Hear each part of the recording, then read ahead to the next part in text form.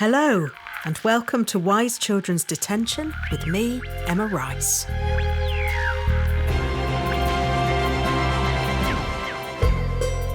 What a week. It's Sunday night, and I've raced home to record this podcast and pick up some clean clothes. I'm knackered, but really excited. We've just finished our first week of rehearsals for Malory Towers, and I can't tell you how thrilled I am by this young, vibrant and super talented cast. As many of you know, historically, I have tended to work with the same performers over and over again. I love finding new treasures in old packages. We've built up a shorthand over the years that makes us feel very at ease with each other and leaves lots unsaid. We have a sense of playfulness and a spirit of generosity, things I value highly, and over the years we've built up a unique complicity in rehearsal rooms and on stage.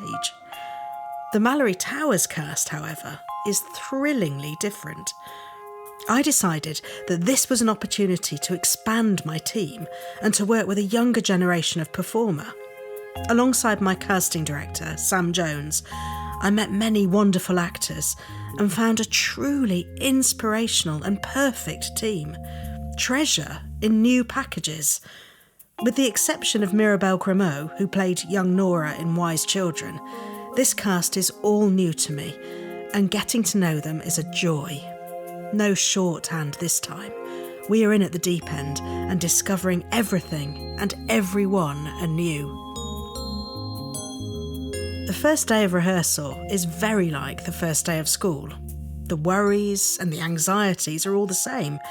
Trying to find out where you're supposed to be, remembering to bring everything, worrying if you'll fit in, right through to finding out where you'll get lunch.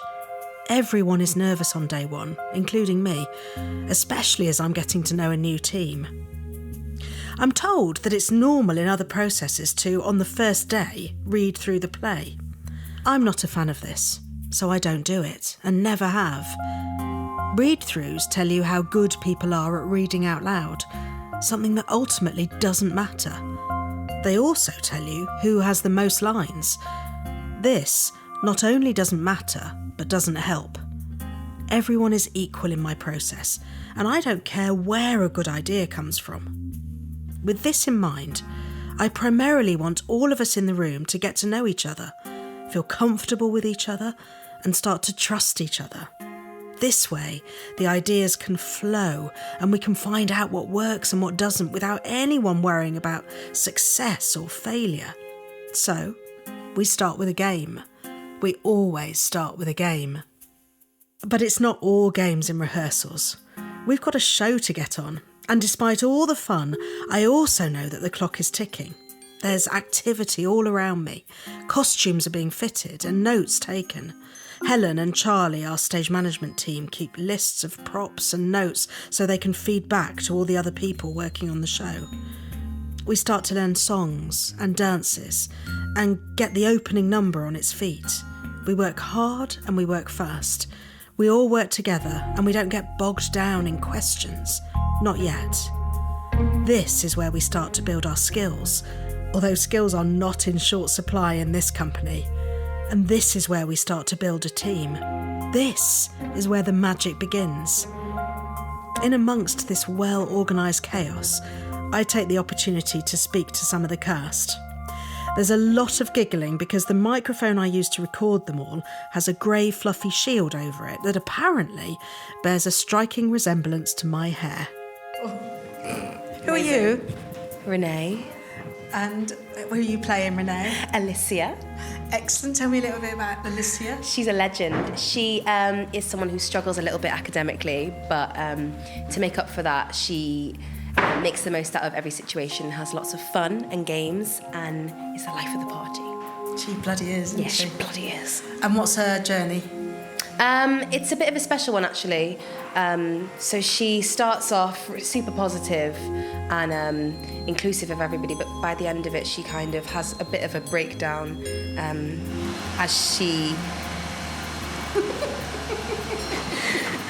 That's the hand dryer going off in the background. I love it. As she realises that people are noticing that she's hiding something behind her comedy. So it's a really special moment with the rest of the girls when she comes out in a way and tells them, you know, I do this because I struggle with my work. And they're all super supportive.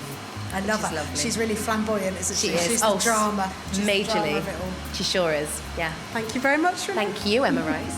I like your sound effects as well. Who are you? Rosalie.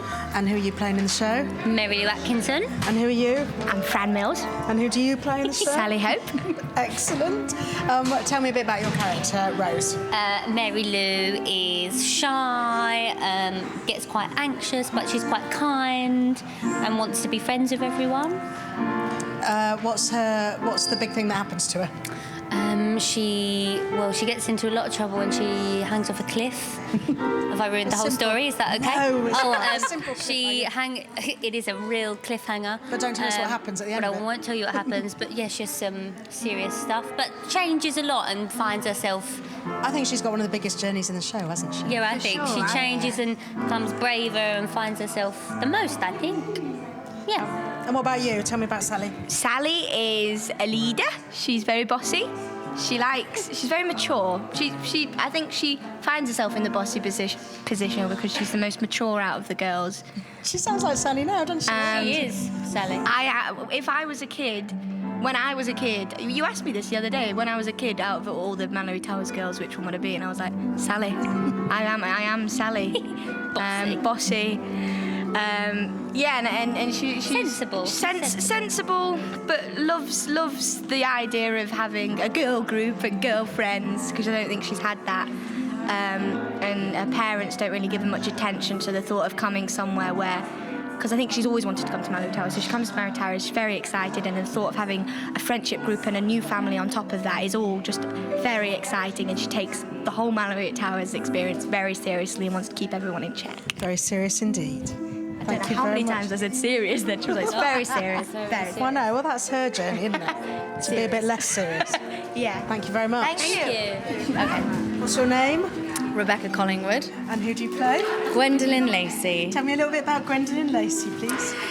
I think Gwendolyn is misunderstood. She comes from an unhappy home. Recently it's become an unhappy home, and I think that she hasn't quite dealt with that and is being thrust into a boarding school that she doesn't really want to go to, and she wants to go to school in Switzerland and balance books on her head, and she's being thrust into this world and doesn't know how to deal with it, and so lashes out. You've been such an actor, you're being so kind about her. She's a monster. She's a monster. Well, she's perceived as a monster. But you have to sort of think that a villain doesn't know that they're a villain, and I feel like Gwendolyn feels like she is the most misunderstood and put upon girl out of everyone there, and therefore is a monster to everyone, and is quite spoiled. Fantastic narcissist as well. Absolutely, yes, she is. She's all of those things, and she can be quite violent. And on several occasions goes a bit too far, and she's quite manipulative and puts her position in the group above everything else. She'd rather put someone down as long as it makes her popular and liked. Thank you very much. You're welcome. Who are you and who do you play? I'm Vinnie Heaven and I'm playing the Honourable Bill Robinson. Bill isn't the whole name though, is it? Wilhelmina Robinson, but prefers Bill. Quite right. Tell me a bit about the character. I think Bill is a burst of energy into the show, shifts things around a little bit. I think they're brilliantly wild and sort of accidentally anarchic because they've not been to a school before. So they appear into this massive building with these sort of regimented girls and, bring something a bit different, a bit new. I always think Bill's a bit elemental. We were talking about that. What did we come up with? Earth and water. Love it. Talking of elements. Things like the desks and that kind of rigidity, they come from this huge house with a load of space and a load of freedom, and that's brought into the school spaces, which I think we need more of in real life. You know, we get kids to sit down and be so rigid that this is a good example of allowing that freedom. Hi, Mirabelle. Hello, Emma. You were in WiseChildren as well, weren't you? I was, yes. What did you play in Yes. WiseChildren? I was Nora. And what are you playing in this? I'm playing Irene Bartlett. And what are you doing at this moment? This particular moment, we were looking at the Sandman, the song, and I'm with the composer, Ian Ross, and we're looking at what should I do with the harp when we first come to the bed. Go on, give us a play. Yes, well, maybe this, some harmonics. There's it, see that lovely sound? Yes, and then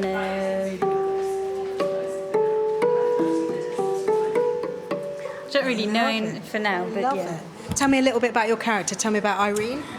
So Irene, she's a funny one because she's a bit strange, I would say, and she's a bit in her own world. She loves music and she loves creating, composing. She's always looking for something to do. I think she's quite someone who loves, who loves being active, and she loves being in the group, but she also needs her own space and her own world as well. We're just talking about then how it feels like she's trying to set up all her stuff. She's just arrived and unpacking, of which she has no real stuff.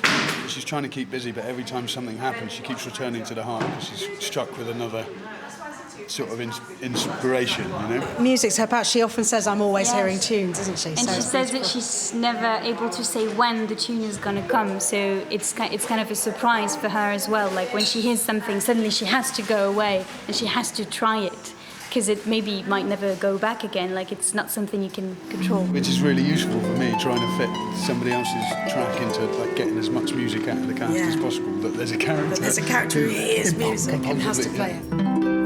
Thanks, Simon. Right. What's your name? Izuka Hoyle. And who do you play? Daryl Rivers. Tell me about Daryl.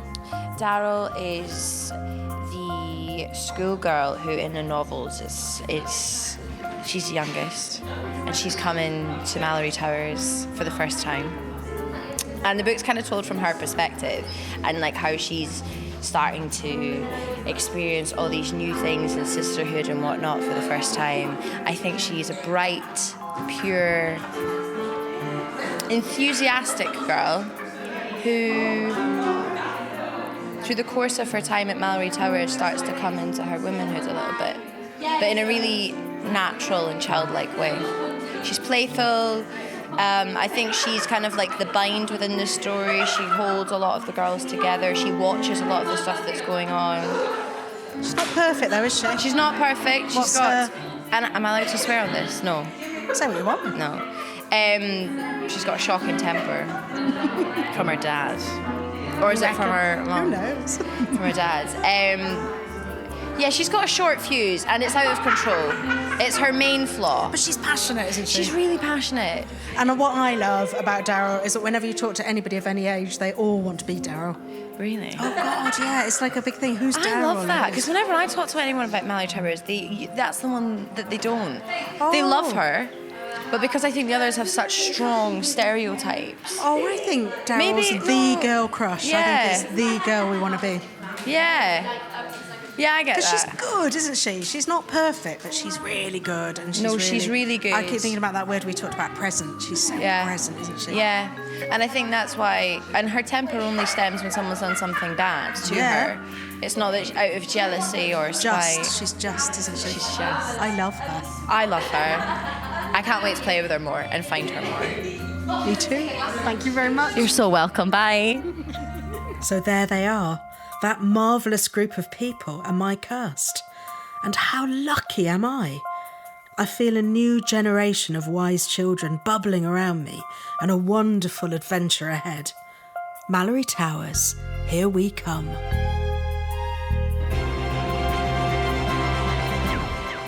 Head back to school this summer with Enid Blyton's Malory Towers, live on stage at the Passenger Shed, Bristol. Join Daryl, Mary Lou and friends for midnight feasts and thrilling adventures as they discover what the world has in store for them. The new show from director Emma Rice and the creators of WiseChildren and Brief Encounter, Malory Towers, is at the Passenger Shed right next to Bristol Temple Mead Station from the 19th of July.